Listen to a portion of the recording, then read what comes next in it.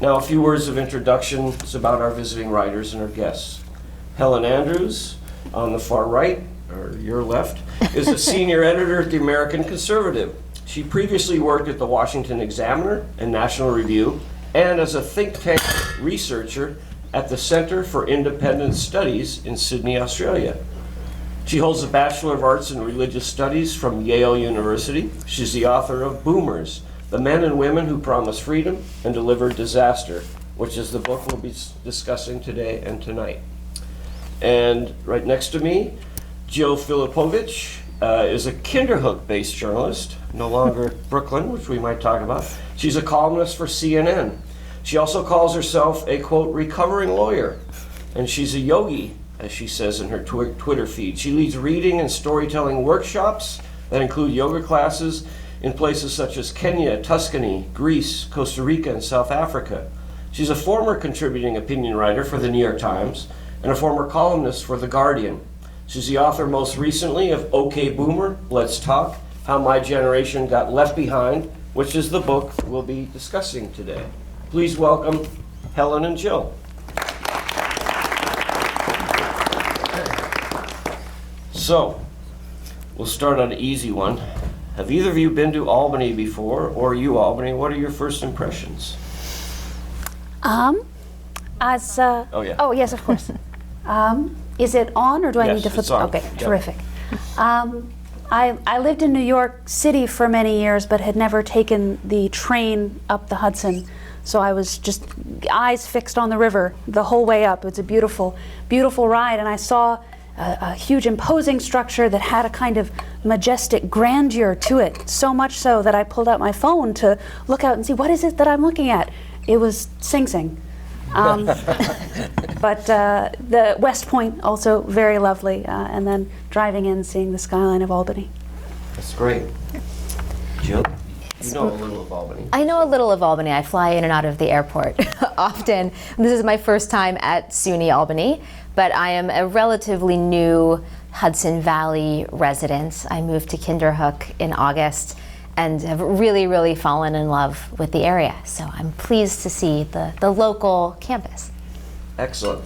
So I'm going to start with a few facts and kind of baseline understandings of these generations that you talk about. There's other generations that you don't go into as much depth on. So how many baby boomers are here? I'm a baby boomer. Wow. We've got the millennials outnumbered, but we've got a lot of Gen Zers in here too. So anyway, I was born in 1959. That puts me on not near the end. Anyway, it goes from 46 to 64. My parents were the silent generation, 1925 to 1945. So we'll start with you, Helen. Like, when were you born? Where do you fit in? And your parents were boomers, I know, from the book and things, but go ahead. No, that's exactly right. I was born in 1986, so I'm a slightly older millennial. And this is something that I think probably Jill and I have encountered in writing about boomers, that the people who care most about this topic are the millennials, because the boomers are our parents. And I expect that the Zoomers, when they get old enough, will fixate on Gen X, even though there are still boomers around, just because that's the relationship they have. No, my parents were born in 55 and 57, so sort of on the a little on the later side, although still enough to catch some of the hippie movement, based on some of the stories and certainly photographs of them from that era that I grew up looking at. Excellent. And I was born in 1983, so also an elder millennial, and the child of two boomer parents who were both born in 53. And it's funny, I did a talk a couple weeks ago at like an older person's home on the Upper East Side. So a place where older folks live in community of other retirees. And it was about boomers. And most of these folks were members of the silent generation, but probably about half of them thought they were boomers. So being a boomer is kind of like being middle class, right? Like, everyone thinks that they're a boomer if they were born any time between like 1930 and 1960. And then the folks on the tail end of the boomers, like Kamala Harris, kind of don't want to own them, right? All the folks born after 60 are like, no, I'm Gen X, I'm Gen X. But it was a funny thing to see. So I just wonder how many folks who identify as boomers are actually technically boomers, or if you're just spiritual boomers. I'll show a driver's license if we have to. I'm guilty as charged. But anyway, can you define those other generations? I have the years, if you don't know them off the top of your head. They always confuse me. Who wants to say the other ones between boomer and millennial, after millennial? Oh, what is the cutoff for Gen X versus millennials? What are the official dates? Like late 64 to 1979 Yes. is Gen X, right? I have 65 to 79. Yeah. So that's the Gen X. Gen Z? Any quiz? Well, what's the cutoff date for millennials? 96? Okay, that sounds I have right. 95 to 2012. And then there's a Gen Alpha. Is that really? I don't know. This. So every new generation, there's like a huge debate about what you call them. So 2013 to So 25. we'll that's see my who they first become. Question. Is this really data accurate? And is it just a construct because we've got to come up with a name for the 20 years? I mean, it's getting to the heart of your book, really. Can we paint with a broad brush? Everyone born in those years sort of falls under these, sins of the past, so to speak. I mean, you do call it that we destroyed Western civilization, which we'll get into. Some of the boomers may take offense, but no, really. Is this just a sort of an arbitrary thing that's a nice, shorthand for defining trends and things? Or? I don't think that every generation should be talked about in categorical terms, but I think the boomers do deserve to be talked about that way. They're special, in good and bad ways. I can pinpoint precisely for you the moment in undertaking this project when I decided I was going to commit to taking boomers as a subject, because I decided it did make sense to talk about them in a generational category. And it was in reading about 1968, which is in some ways the first peak when the boomers really come of age and start throwing their weight around historically. And the thing about 1968 is what a global phenomenon it was. If you pick up, there's a British historian, Richard Vinan, who did a book on 1968 that just came out a few years ago, and his whole first chapter is going through country by country, saying you see student protests and anger and people taking to the streets and adolescent rebellion of fundamentally the same type in the United States, France, Germany, England. He goes through, he found it in Iceland. I didn't know they had 1968 in Iceland, but apparently they did. I lived in Australia, as you mentioned. They had student protests in Perth. Perth is one of those kind of places where it gets everything at least 15 years late, but they had 1968 in Perth. So that made me think there really must have been something going on, because the nominal pretext of the student protests was different in each place. So we were protesting the Vietnam War draft, which they didn't have in the other countries that I've just mentioned, and yet they also still had student protests. So it must have been something other than the nominal focus of these student protests that occurred, something truly global, and it was generational. It was the fact that you just had a baby boom, so you had an abnormally demographically large generation, and that had global generation-wide effects. Great. Jill, did you have a defining point like that where you decided this was going to be your topic, and why boomer generation? I don't know that I had quite a defining point, other than I wrote a CNN column, sort of tagged on the OK Boomer meme that eventually led to the book. But I do think it's worth understanding that baby boomers were the first generation that was defined by demographers as a generation. And unlike millennials, unlike Gen Xers, unlike Gen Zers, the baby boom was a distinct demographic event. So when you look at the curve of how many children were born, you see a distinct shift starting to happen around 1946 that peaks and then tails off by 1964. So the whole concept of generations was really invented kind of along with boomers. And at no point since baby boomers have demographers said this is a generational cutoff. the people that do that are pollsters and researchers and people like us who write about politics and pundits, right? But in terms of just demography numbers, baby boomers are really the only generation that have had such an impact. I recently read, and I know I probably shouldn't be talking about someone's book who's not here, but Philip Bump, who's a columnist for the Washington Post, just wrote a very good book about the impact of baby boomers on society. And I mean, one thing he points to that I sort of the best explanation of it that I've read anywhere, including in my own book, is that when baby boomers came into the world, it was like the python that swallowed the pig. And so the pig moves through the system from tip to tail and changes every aspect of it. And the baby boom was such an enormous generation that they really did change every aspect of American society, and that society expanded and later contracted to be able to take them in. And that metaphor has really stuck with me, and I wish she had written it before I wrote my book, because I would have absolutely borrowed it. But I do think that makes boomers very unique as a generation in terms of their sheer size and in terms of the impact that they had from the time they were born until now, and including now as boomers are retiring. So we're the pig, we're not I thought we're the python. I think When read your America's the books, we're python. We're the pig moving, okay, anyway. Since we are really focused on students here, and we have a lot of aspiring authors, I know students who are in my freshman World of Writing class, I'm interested in how you got started, how you first got published, how you get on a magazine, and also your academic track. Was it worth majoring in religious studies? Did that help you as a writer? Was it worth getting a law degree? Which student debt is a big issue that you hit us with. So you must have had a lot of law school student debt. Was it worth it? So tell us a little bit about your track getting to this point in your writing careers. Well, I can answer the religious studies question very succinctly, no. If I could go back and do it again, I would have majored in... Religious studies majors? Yeah. Not too early to switch. Yeah, and unless you're going into the ministry. Okay. No, I So probably... why was that going to be why did you go that path? I started off as an English major, and then decided that I was in search of something a little bit more serious and weighty and consequential, and questions of salvation and damnation seemed to fit the bill. But no, the ministry was never on my radar.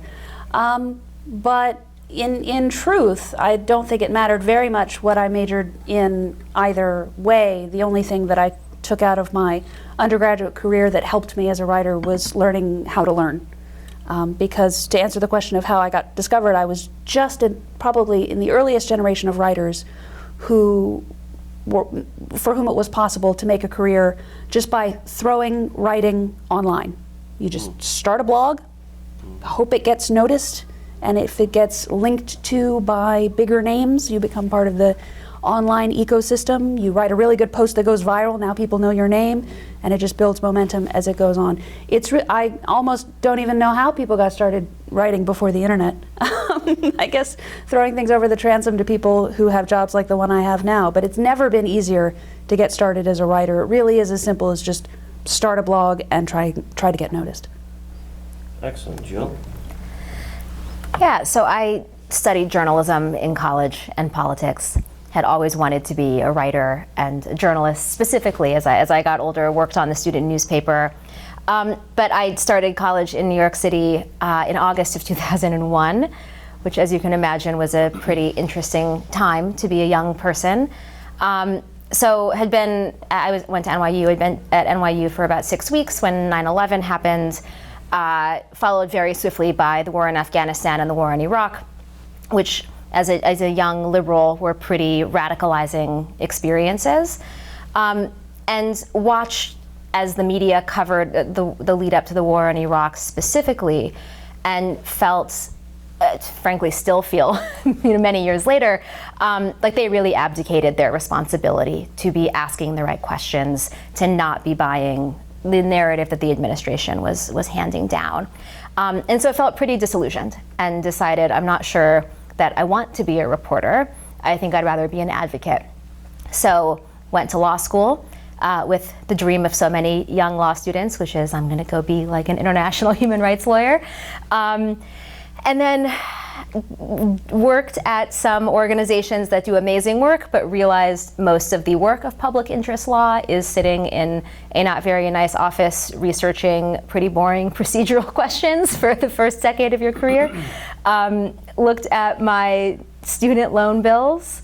The math kind of didn't really add up. I think I was also feeling by that point similarly disillusioned by the ability of the law to make the kind of change that I was hungry to see happen. And so went and worked at a big law firm for a couple of years to save money and aggressively pay down my debt. Still have law school debt and will probably be paying it until I'm 50.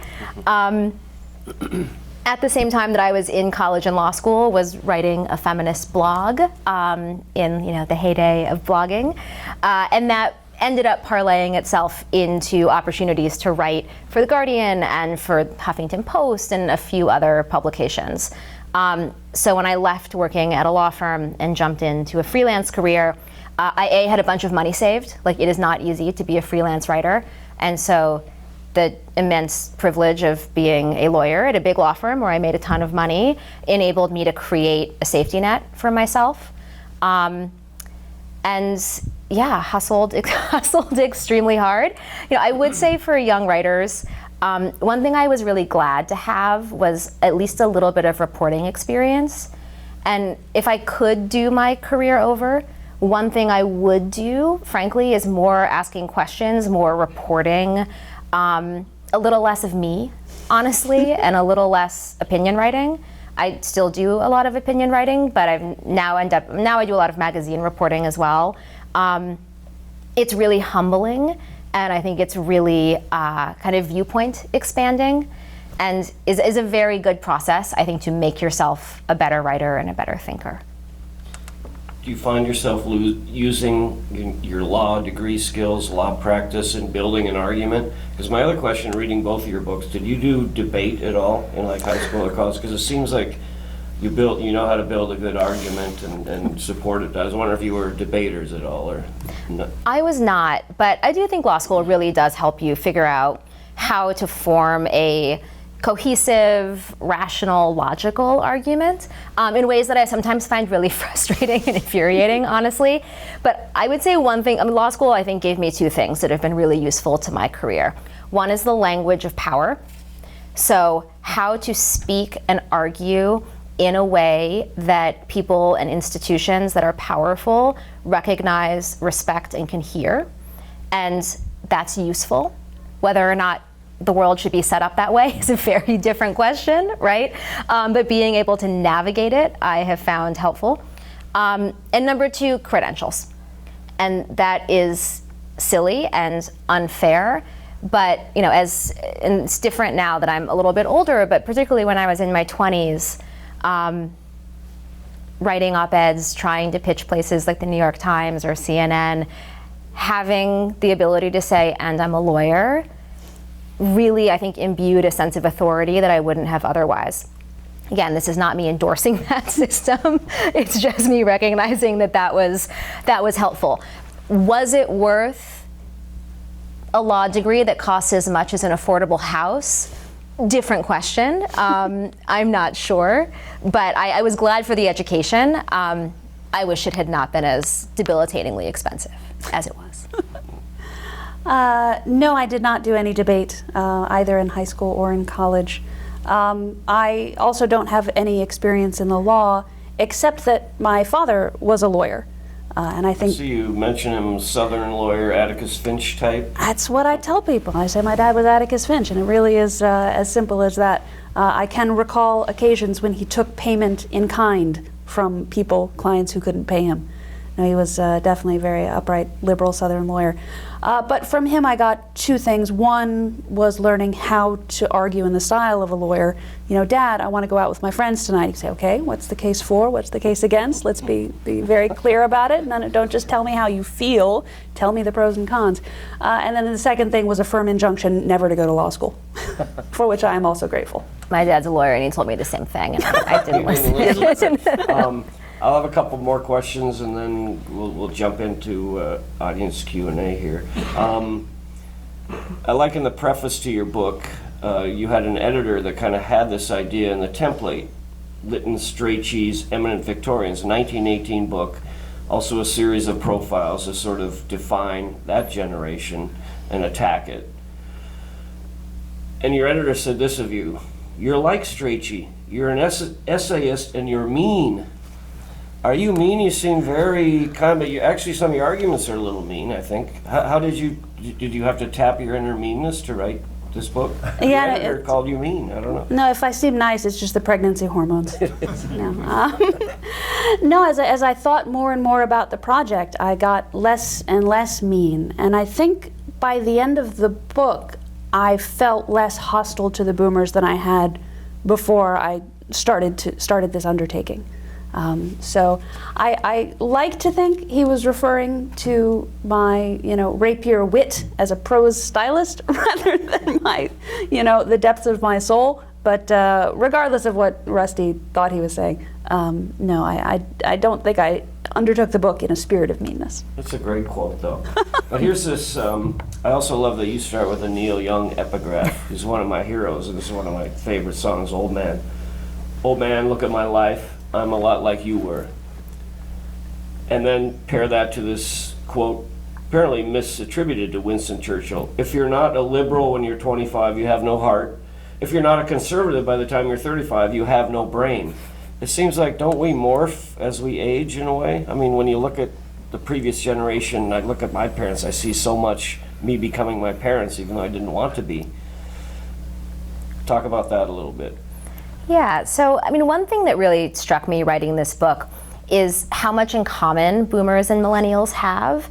And the book does, I think, hang a lot of millennial frustration certainly on political decisions made by politicians who either were boomers themselves or elected by boomers.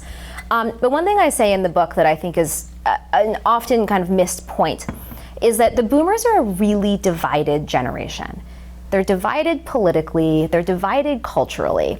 I think there's this perception now that boomers are all these kind of reactionary conservatives. And the way I put it in the book is that liberal boomers won the culture and conservative boomers won the politics, right? So when it comes to our kind of social norms, movies, literature, art, social movements, activism, the liberal half of the boomer movement was much, much more influential than the conservative half.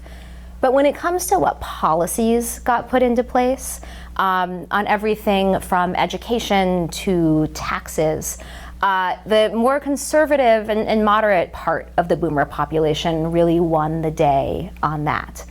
And so when I interviewed boomers and millennials for the book, I often heard what I describe as like a not my boomer, like not my millennial dynamic, right? Which is that millennials would be like, boomers are horrible and they all voted for Donald Trump and they've ruined our lives and they're killing the planet. But like, my parents are boomers and they're great. It's all the other ones. And same thing with boomers. Another question, like, if we are carve out for our parents, then there's no critique of the generation. Right, exactly. Everyone but our parents, anyway. And boomer parents say the same thing. The millennials, they don't work hard and they job hop and they're all living at home. And okay, my kid's living at home, but he works really hard, right? Like, he's the exception. And so I think what's interesting about these two generations is that we are quite close as individuals. Boomers are kind of the first generation of like parent friends, right? And so we have these very close interpersonal relationships, but we have very different generation-wide politics, at least between the conservative half of the boomers and then millennials, who are overwhelmingly pretty progressive. And so that, I think, is what creates many of these tensions.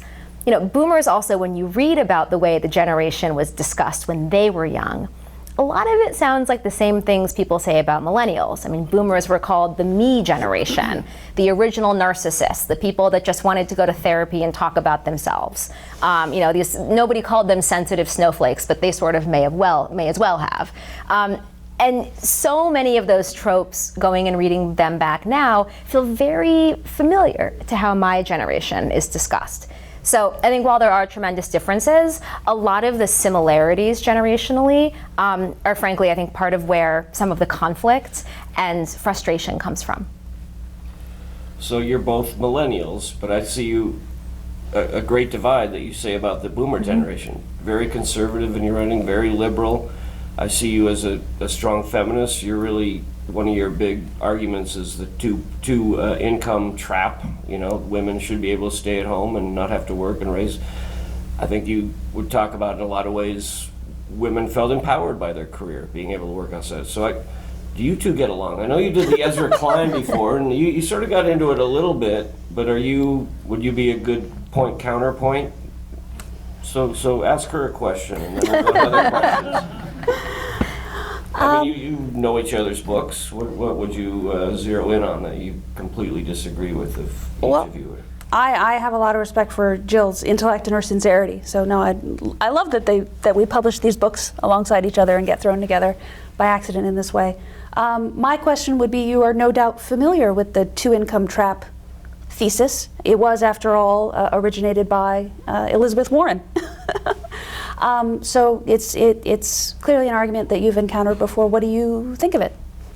Yeah, so I mean, my view is that the problem is not a two-income problem, that rather we have vast, let me think of how to phrase this, that politicians have made a series of decisions around taxation, privatization, a series of other political choices that have made people in our generation in a very different financial position than, say, folks in the silent generation and even kind of older boomers, when having a single income was a way you could raise a family.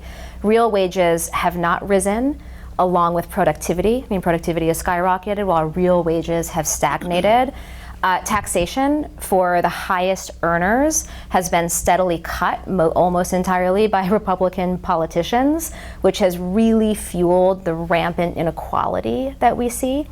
When I hear about the two-income trap, a lot of what I hear is kind of a blame for women surging into the workforce and like taking men's jobs, as if paid work is something that we assume men are entitled to and deserving of and women are not.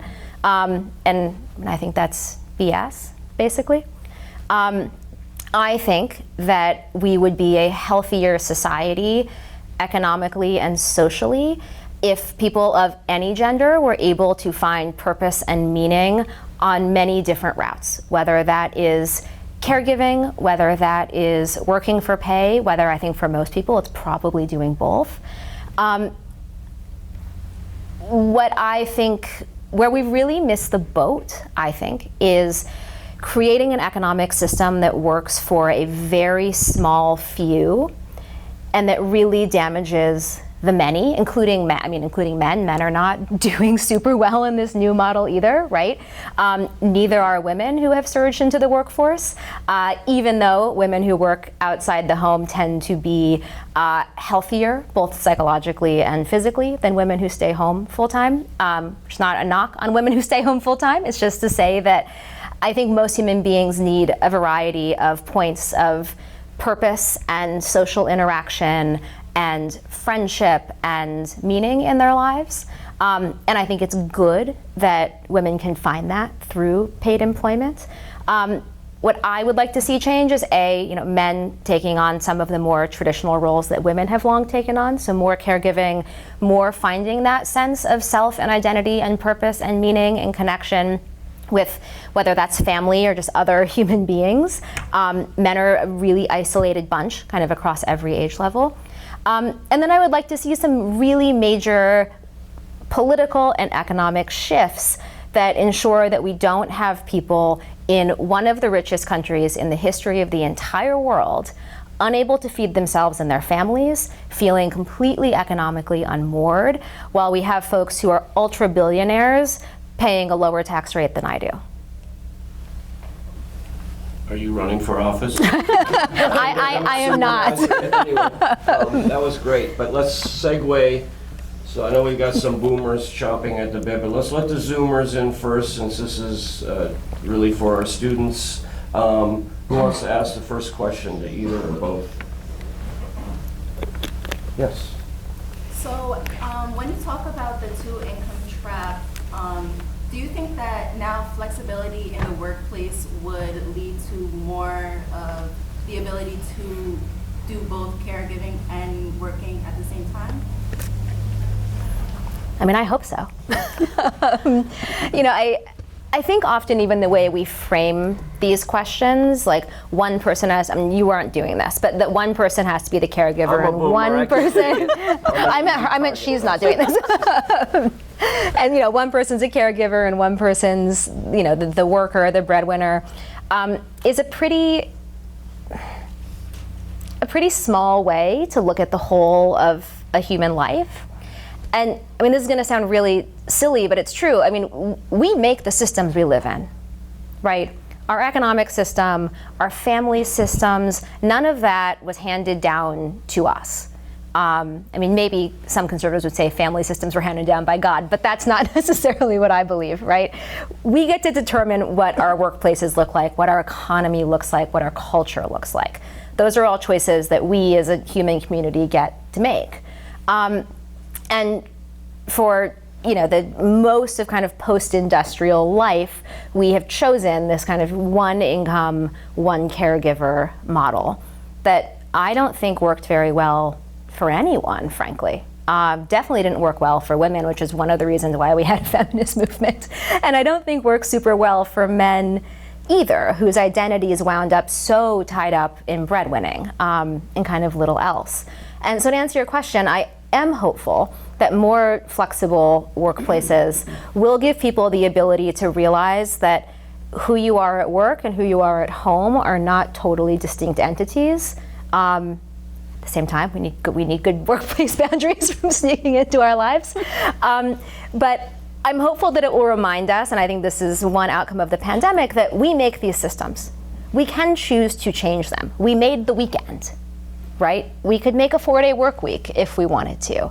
There's nothing from the great creator of the universe that says 8-hour work days in an office is the way things have to be done. So I am hopeful that as our workplaces shift and we get more creative about what work looks like, that we can also get more creative about, well, what do we want our lives to look like as a whole?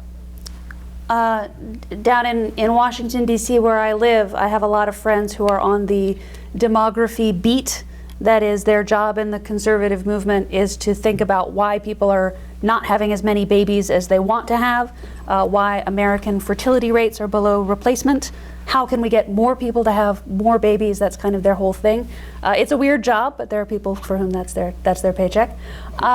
And they were all ecstatic a few months ago because it transpired that we have now seen in the United States a COVID lockdown baby boomlet.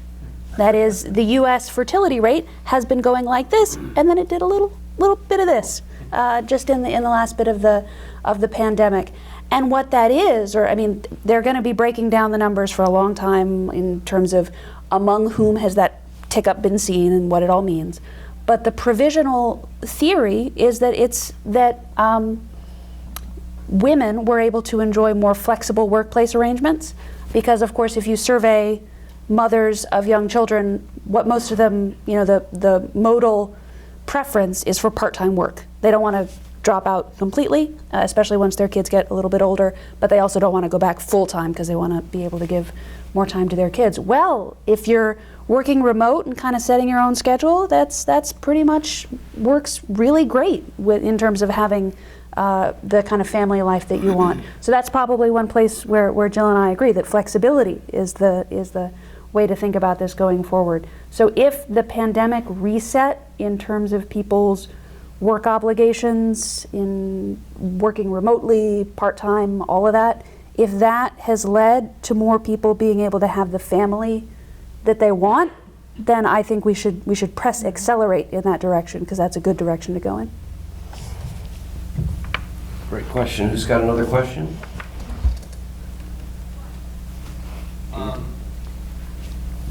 One thing I thought was interesting is you're saying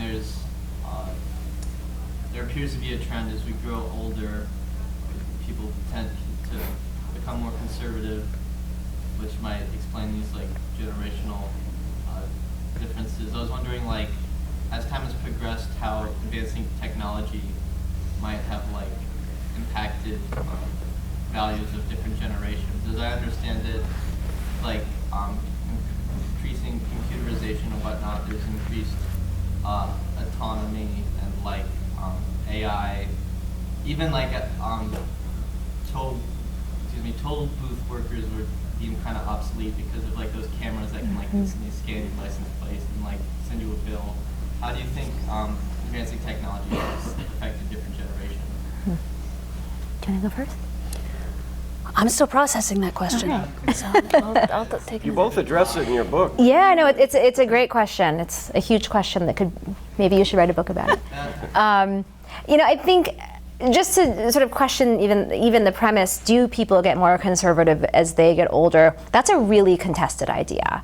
There is evidence that boomers have gotten more conservative as they've gotten older, but millennials haven't. And the oldest millennials are 40, in their early 40s actually. So, and our politics haven't changed that much. So whether that will hold or not, I think remains to be seen. And boomers were also always a pretty politically divided generation, right? Like every boomer wants to say that they were, marching with Martin Luther King Jr., but when you look at public opinion polling at the time, absolutely not the case, right? So how will technology affect different generations? And you talk about automation. I look at how our generation was affected even by the advent of the internet and the smartphone, right?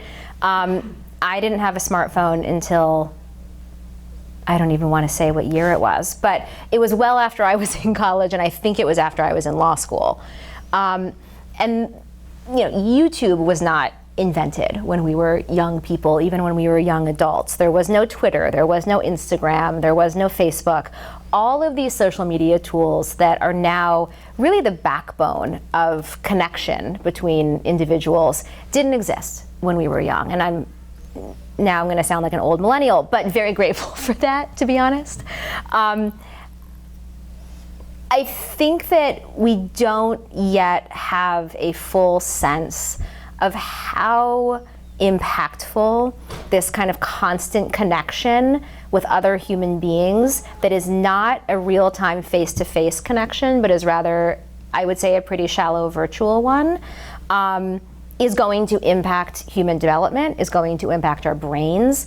Human beings, we're apes, right? We are social animals. We are people who learn by looking at people's facial expressions. So much of how we communicate is through our bodies, through things that are not immediately perceptible. A million things that we're pulling in just by engaging with someone in person, none of which translate through a smartphone. And that isn't to say that I'm like an anti-technology person. People freaked out about the printing press, right? The internet has given us a million positive things. It's given me a career. It has let me stay in touch with loved ones that live very far away. There are all kinds of benefits. But I don't think that we fully understand the downsides. And I think our generation is really going to be the kind of canaries in the coal mine, and then Gen Zers, the young folks in the room. I mean, you guys are really the first people that grew up with this. From the time that you were able to like touch a smartphone screen, right? You're able to navigate that. That has to have some impact on the human brain. It has to have some impact on how people connect. And we just don't know. And so that, I think, is, to me, the most interesting technological divide, and one that is being played out in real time in all of your skulls. So we'll see.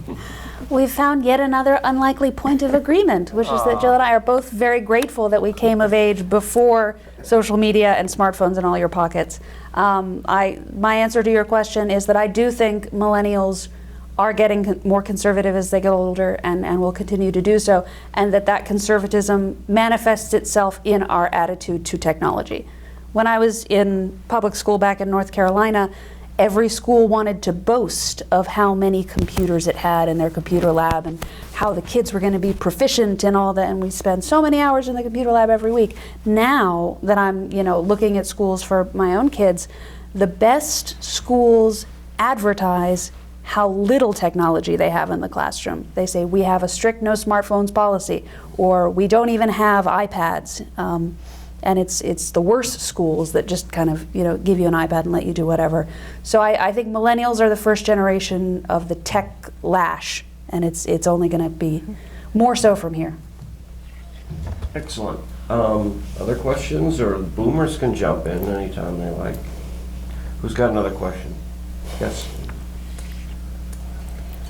First of all, I respect you both because you have published books. So I think all of us aspiring writers, it's a lot of work. So, whatever your philosophies are, I respect you both very much. I do have a question at the end of this, but I do want to say, as someone who's on the early part of the baby boom myself, I guarantee that in 30, 35 years, you will look back on this time and perhaps you will have a different perspective. And I know that you must appreciate that. You have parents who are boomers, and I know that I've changed because shit happens, right? We live our lives, stuff happens, we change, generation change. I also want to say that there are hundreds of thousands of us in the United States still alive. Many of us work. I've worked my whole life. Full-time, I'm a mom. Single mom, I'm a mom.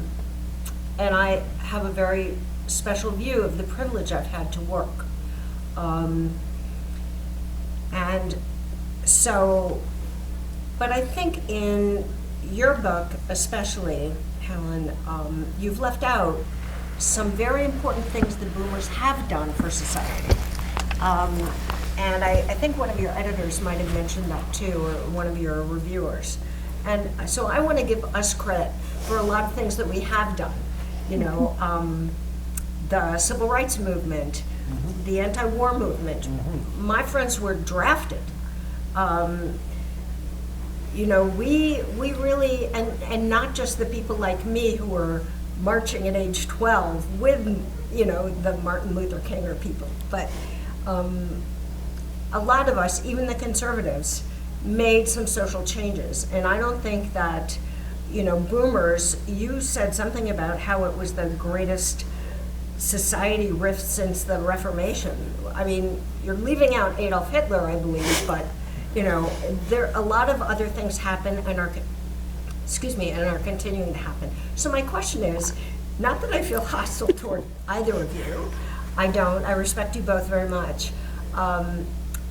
But what kind of feedback have you both had, both hostile and not? Because honestly, as a boomer, it's like you wrote a book about, people who are from, lumping everybody together. And I don't like to be lumped. And I think boomers don't like to be lumped either, nor do people of a certain religion or a nationality. I mean, we've made a lot of contributions, good and bad, but I would think mostly good. And also, income inequality has increased a great deal, not so much under us. And another point, my parents never complained about, greatest generation, because their parents went through the Depression. So, we're all in this together. Who wants to tackle that? That's true. Coming at you from every angle, Mimi. Yes. No, it's in terms of what feedback I get from boomers, the anti-war movement is something that comes up first for a lot of people. And that's one where I am very happy to say all credit to the protesters there. The draft was a human rights abomination. Curiously, the magazine that I work for, The American Conservative, people hear that and they think you must be a Republican, you must love George Bush. We just celebrated our 20-year anniversary because we were founded in 2002 to protest the Iraq War. Our founders thought there should be people on the conservative side of the spectrum saying that the Iraq War was a bad idea. So we're the pro-peace conservatives. But in terms of boomers, here's what I'll say in response to your excellent question, and I hope this is a way of communicating my respect for the point that you're making. I said earlier that 68 and the boomer generation was a global phenomenon. Probably the most fascinating place that the boomer generation and boomerness expressed itself was behind the Iron Curtain. They had baby boomers in Romania and Hungary and Poland.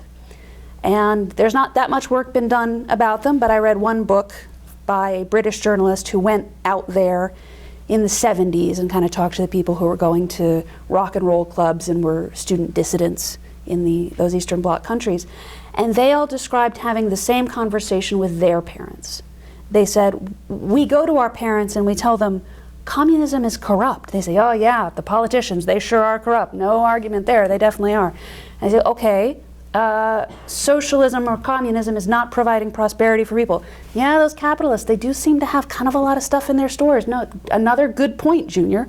And they would just go down the list telling their parents, communism's bad, don't you see it, don't you see it? And they all described hitting the same brick wall.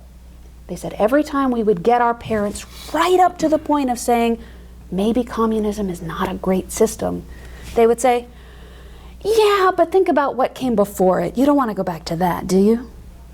And so it's a very, very powerful counter-argument to say, think about what went before. You don't want to go back to that, do you?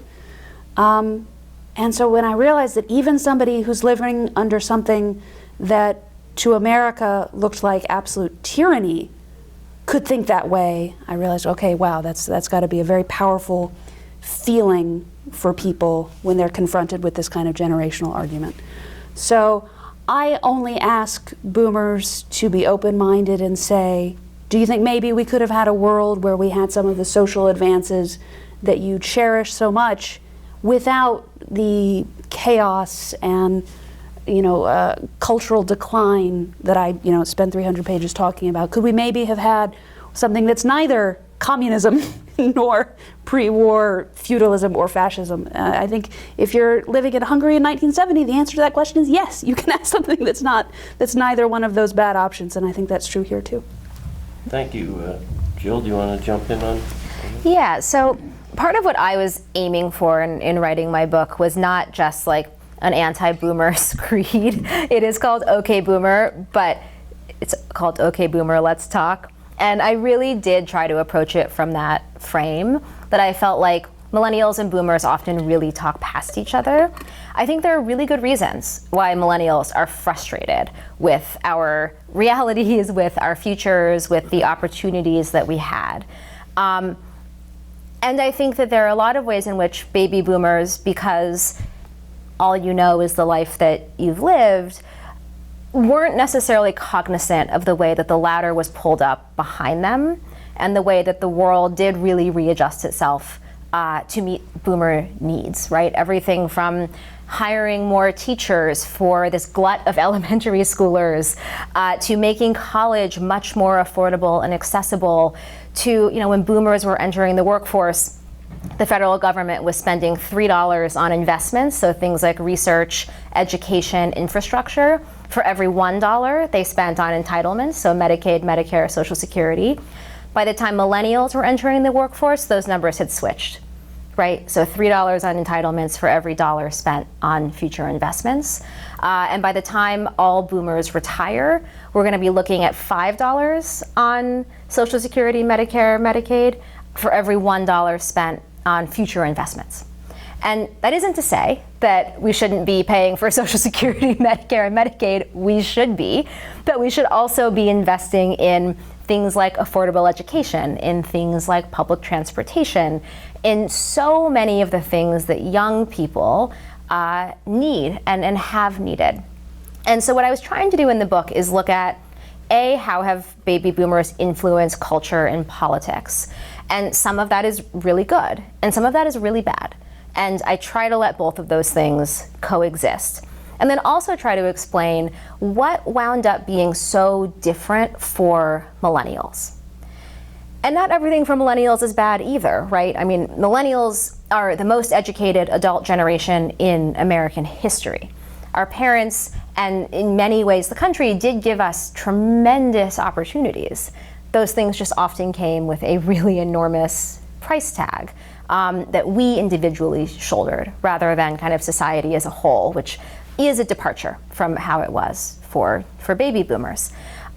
So I interviewed a lot of boomers for the book. I interviewed a lot of millennials, dug pretty deep into the data, and was trying, and I don't know if I succeeded, but certainly tried to create a project that would kind of situate both generations in like real statistics and numbers, so we can understand how things looked different to boomers and how they look different to millennials, and then how these two generations see each other, to try to foster not just like resentment and rage, but understanding of where that resentment might come from, and then trying to kind of break through some of these frustrations and walls, and frankly, I think a lot of misinformation about how both generations have operated and what opportunities we've had.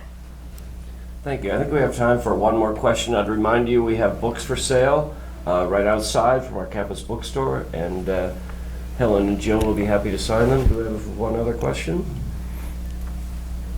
Well, maybe it's not the hottest question, but kind of piggybacking on what some of the other people said. The question I want to ask is, who raised the baby boomers?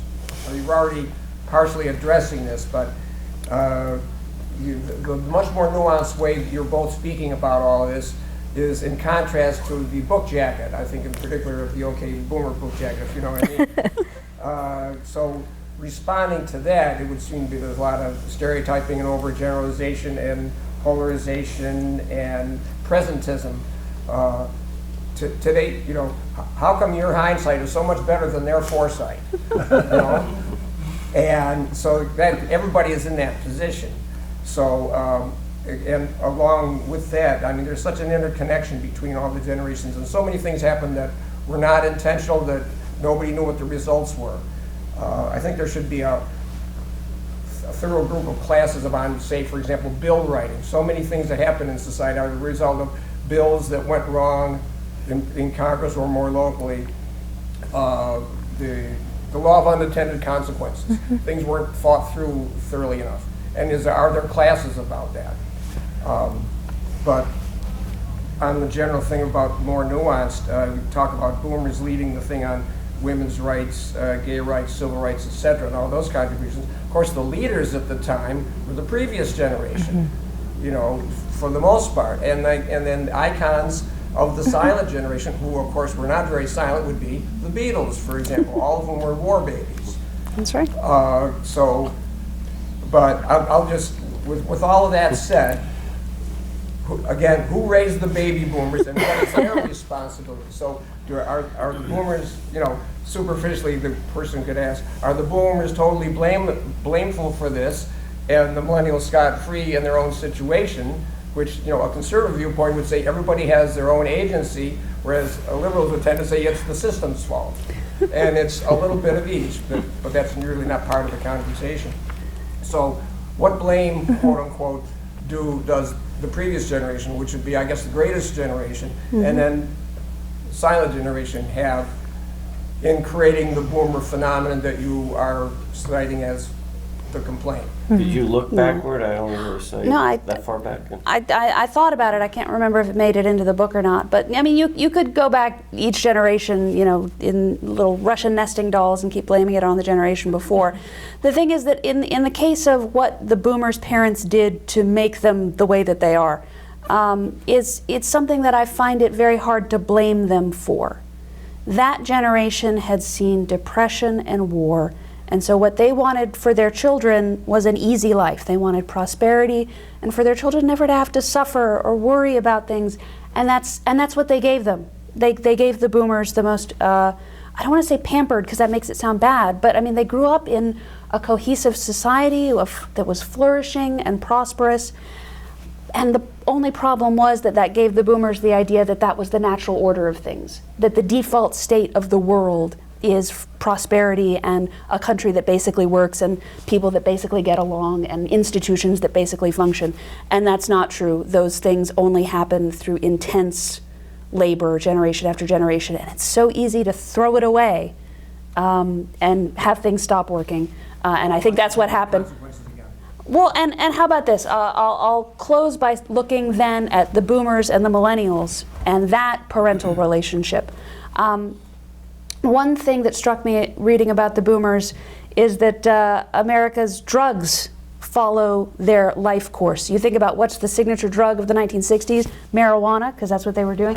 It's 1970s, cocaine, they had a little bit more money, that's what they were doing. 1980s, sedatives, because they were in the workplace, really feeling anxiety.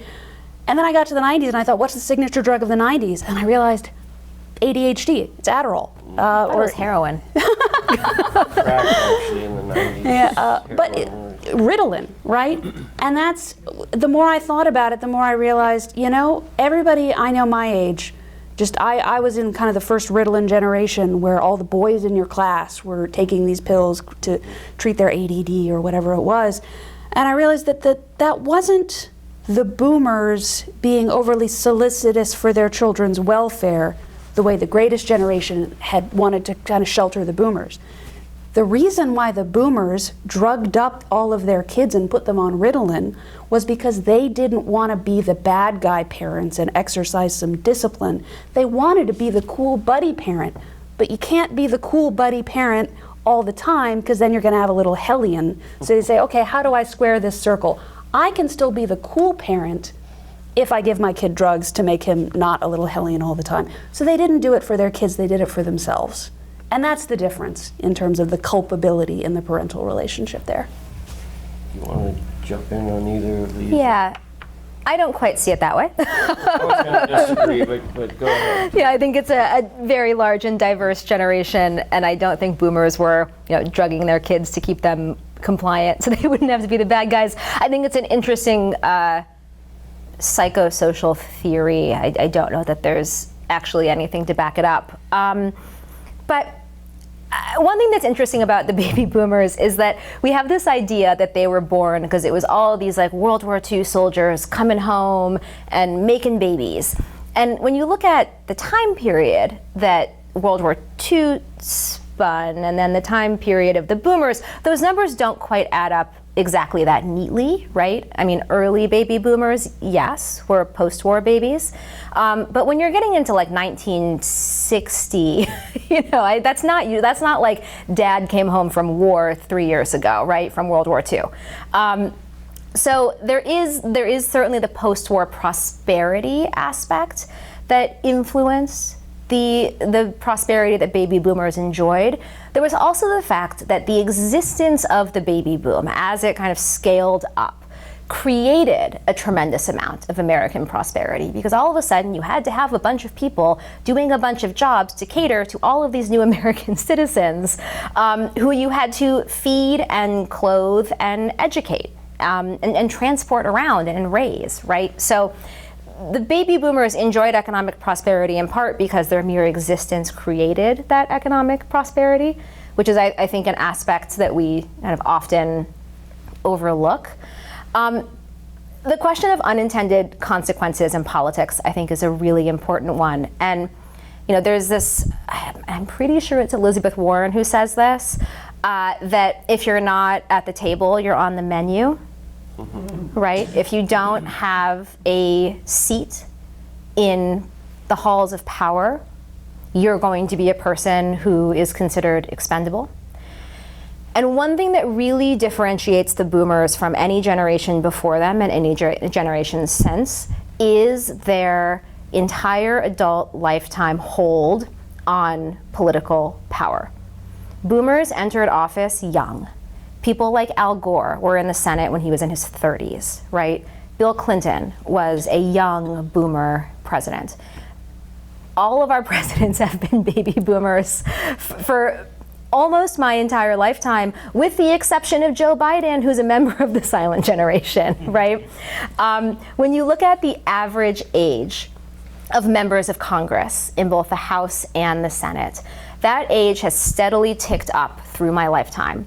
as boomers have aged, because boomers entered these positions early and they are staying in them quite long. And institutions like Congress, of course, incentivize people staying in office, because the longer that you're in office, the more power you have within that institution, right? The better you can serve your constituents. So there's a built-in kind of conservatism to these places.